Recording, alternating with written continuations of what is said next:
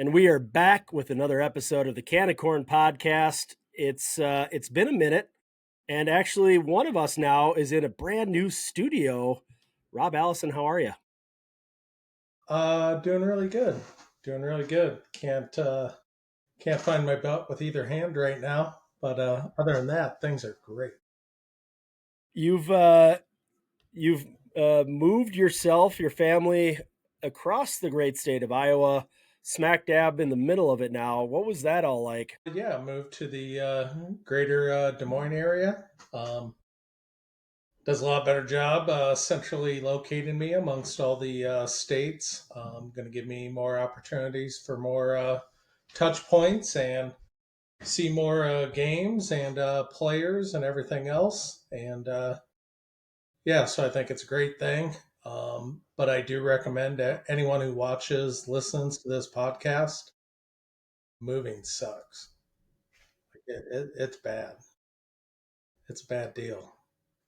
You're not planning on doing it, Almost through it, so we're ready to rock and roll. but you're not planning on doing it again anytime soon. Not for a I I picture you out there with like the hernia belt and like the movers have where it's like the suspenders and you're just hauling armoires and all that stuff into trucks, or were you more of the clipboard guy? no. I've been pretty fully involved in the process. Um, but yeah. If anything, I've dropped a couple lbs with all the physical labor and everything else. That's always a good thing. And yep, just plugging along. See, you don't have to take up CrossFit. You can just move. Like that's what it is. Just do that. Maybe that's a new fitness craze that you can invent. It's moving. Yeah. Why spend your money on CrossFit when you could just go buy a truck, two people in a truck, start moving other people here, there, and everywhere, get the same workout in, and rake cash. Yeah, you might make some money for your effort. I like it. Uh-huh. Uh-huh. Well, Look at us. in our downtime while you were moving, Reinventing the wheel. We've reinvented. it's how we're going to make our millions. While you were moving within that process, we dropped a couple updates for the 26s, 7s, and 28s. I know we do this with the headquarter states. They have a case for number one and just state like why this player stands out above the rest. We'll start with the most recent that you've dropped here is the class of 2028s. Give us a rundown. Yeah, Will Biggs is the number one player in the class. I just think across the board he checks just a lot of boxes. He's physical. When guys have the ability to hit, that carries a lot of weight with me. He impacts the baseball really well. Having starting out having a really good summer, playing a lot with on varsity for Waukee, and yeah, I mean there's a lot of athletes in that class. There's some really big arms in that class, but I think just overarching, like he does everything that I think a number one player needs to do to be solidified in that spot right now. And you mentioned Waukee, and obviously when we go to the class 2027s, there's another Waukee member at the top, right? Yeah, Matt Meeker, um, super physical, big bodied kid, has some versatility and being able to play in between the outfield and first base. Again, I think his carrying tool is his ability offensively. Um, I think he shows a good approach at the plate.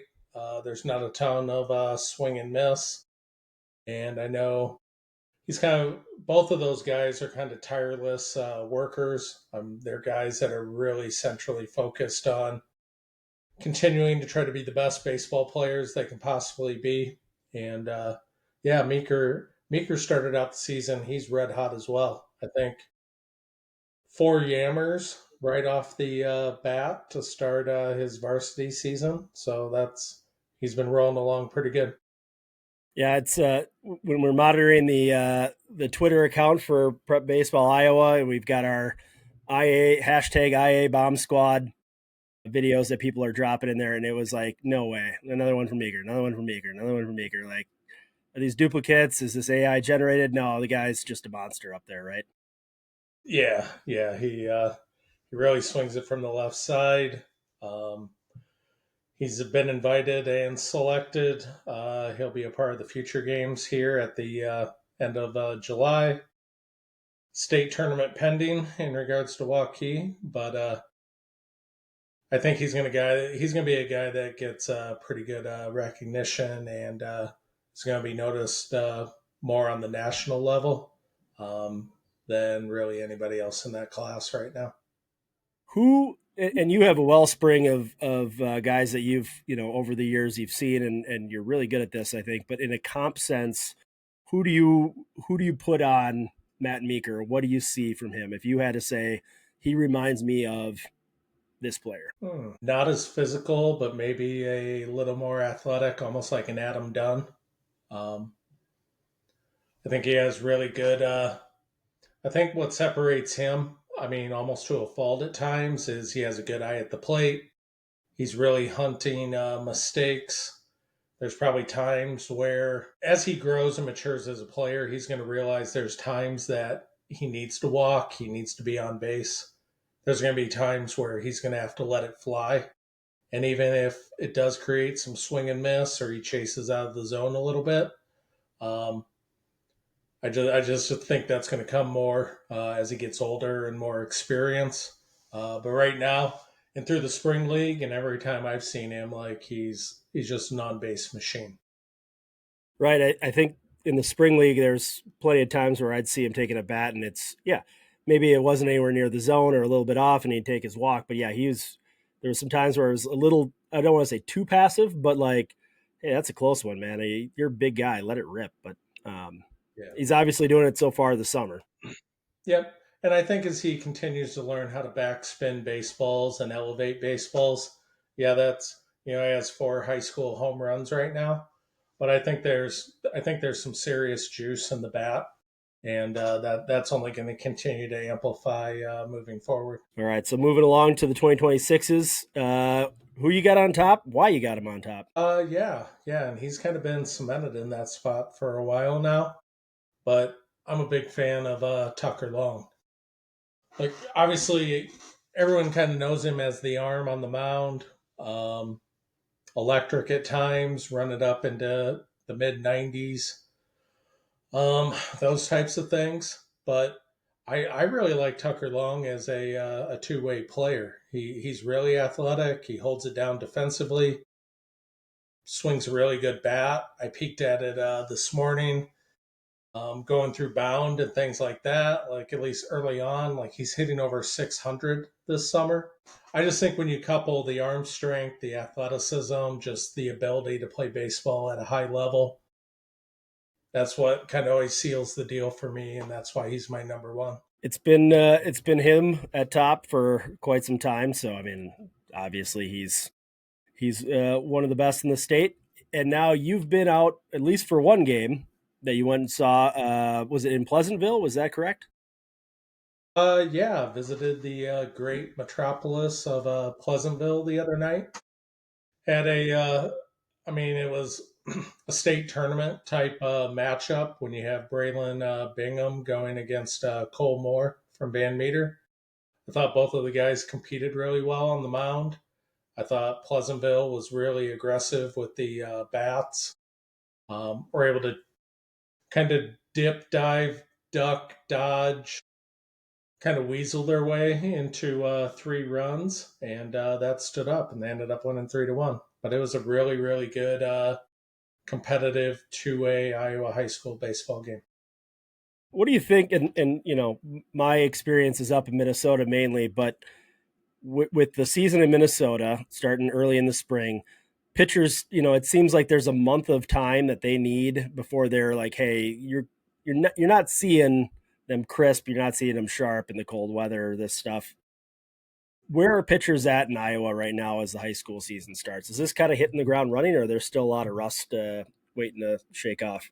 No, I think they're pretty much ready to go right now. Obviously, you had a lot of kids that participated in some form or fashion of a spring league. You've had the entire month of May to kind of start building yourself up, getting yourself ready to go. So yeah, once we get into June, I think guys are at 100%. They're kind of right where they need to be, and hold on tight because they have a lot of baseball in front of them for the next 4 to 5 weeks until they start playoffs and everything else. Do you So do you to me, typically when you see pitchers in Iowa, like this window here in the first 2-3 weeks of June, that's typically where you're going to see a majority of them at their best. Full do, tank do of you, gas, fully healthy, fully ready to go, with not a lot of miles on the tires. So this is kind of prime time to see some guys. do you have a plan to see next couple weeks here? Is there something that you'd like to hit up or eyeballing, or is it still kind of in the works? I definitely have some individuals in mind, some certain games in mind, wrapping it around some travels up to Sioux Falls. We have some events coming up here in the near future in Minnesota, but it's going to make it a lot easier whether catching teams on my way out of town or catching games on my way back in or when I'm here and not traveling. Now, that's a great thing about the Des Moines Metro is, I mean, there's dozens upon dozens of games in various classes that you can get to relatively within 10 to 35 minutes at the most. So I think that puts me in a really good situation and definitely looking forward to seeing more players and more games here in the near future. You mentioned it earlier with Matt Meeker. Obviously, we're on the future game clock right now, and you're piecing together your team along with Nebraska. So right now, is it a little bit of like that cross checking too when you go see the games? You got a list of guys that, hey, I just want to make sure that they're going to be able to compete against nationally the best players at the age group. Yeah, for sure. I mean, you got to get in, cross check guys. Ultimately, we want to be able to put the best product we can out there. And that's the most representative of the state or the region or the combination of Iowa and Nebraska. Um, and ultimately, like we want to be putting kids in positions to succeed.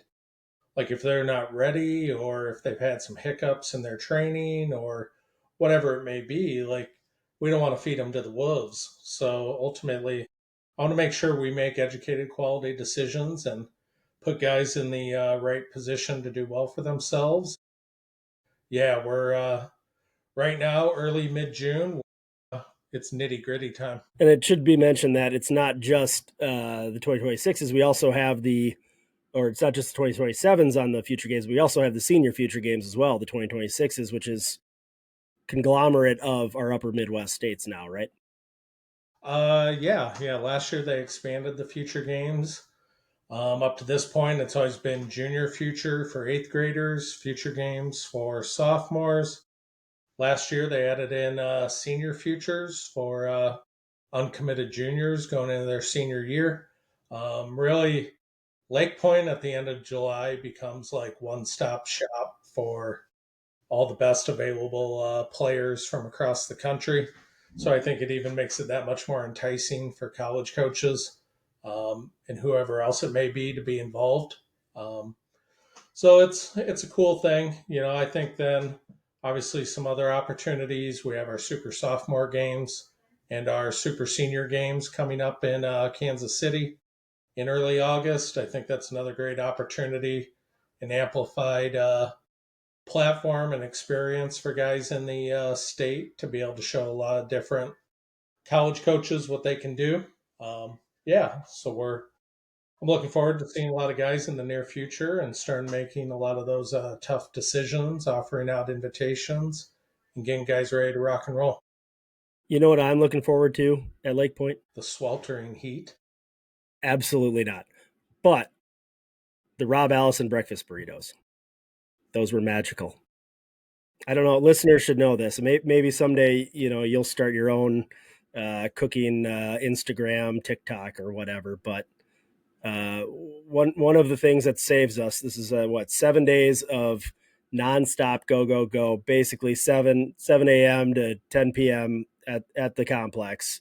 And last year, Rob was nice enough to mix up this batch of pre-made burritos that you can grab and go in the morning, and it saved the team. Basically, is what happened. Well, I don't know if I would say save the team, but you're welcome.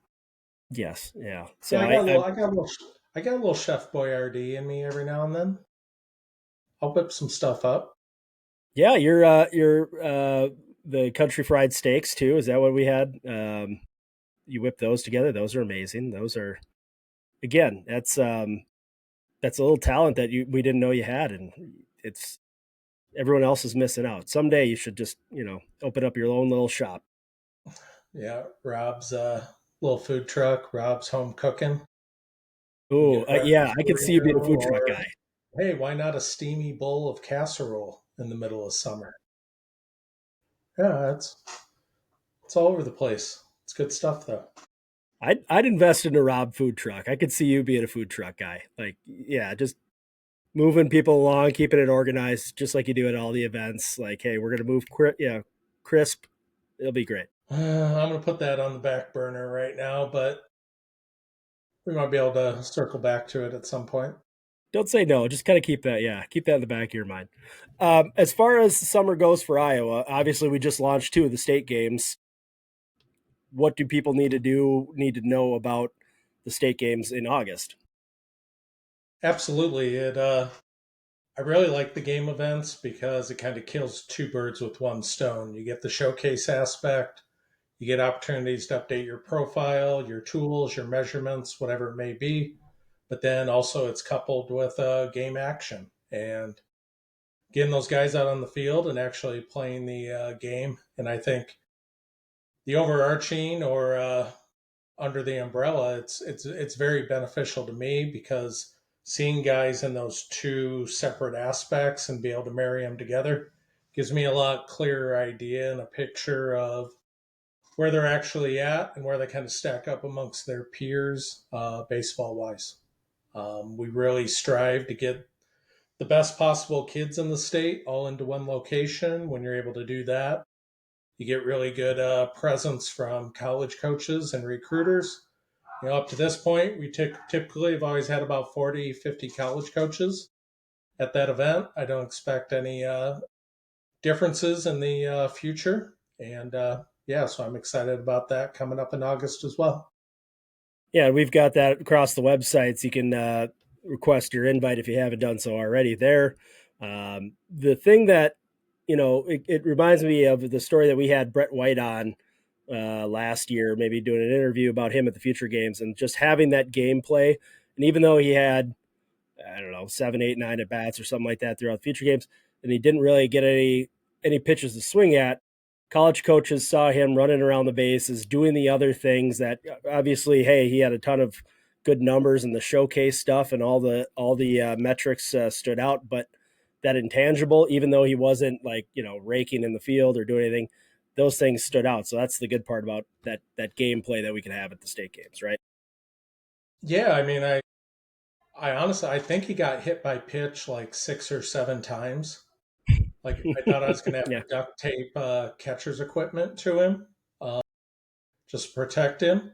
But yeah, and, I preach that to kids at events as well. Like you're not always going to go or 4 for 4, and you're not always going to have all these big fireworks and whatever else.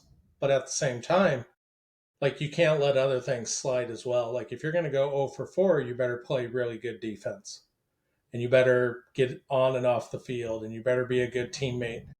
Give coaches give coaches a reason to want to come back and watch you a second time or a third time or whatever it may be. Like, because again, that's not how the world works. Your dream school shows up, you go 4 for 4. They're standing there with scholarship agreement in hand.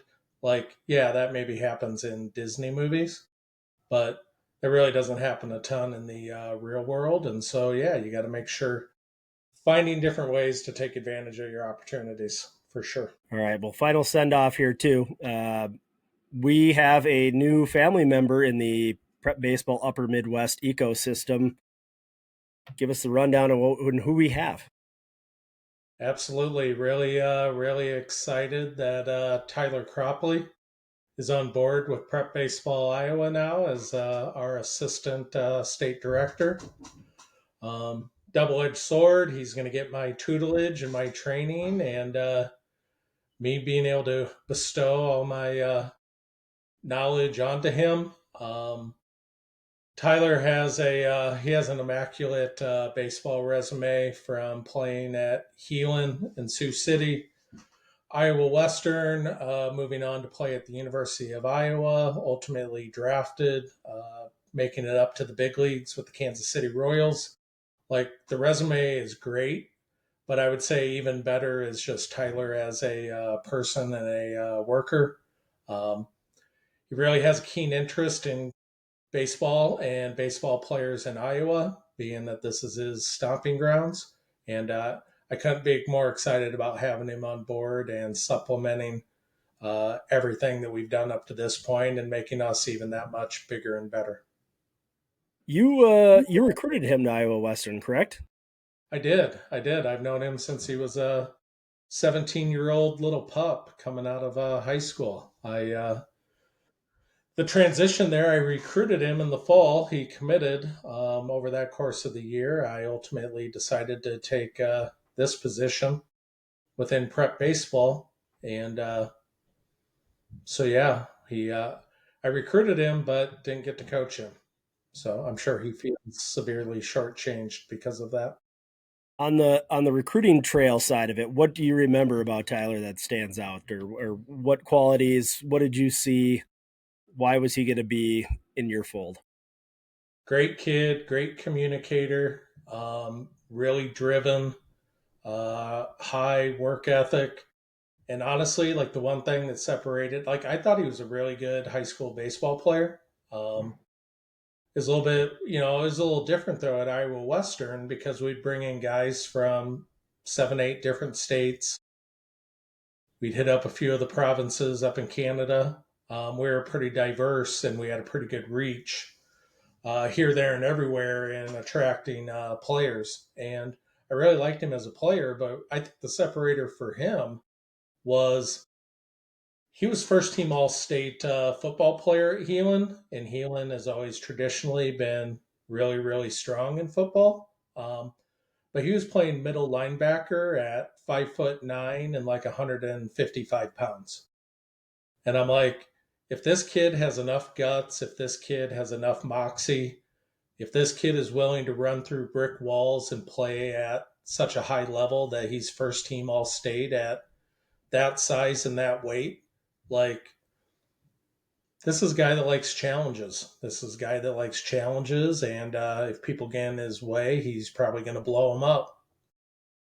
So for me, like, it had nothing to do with baseball.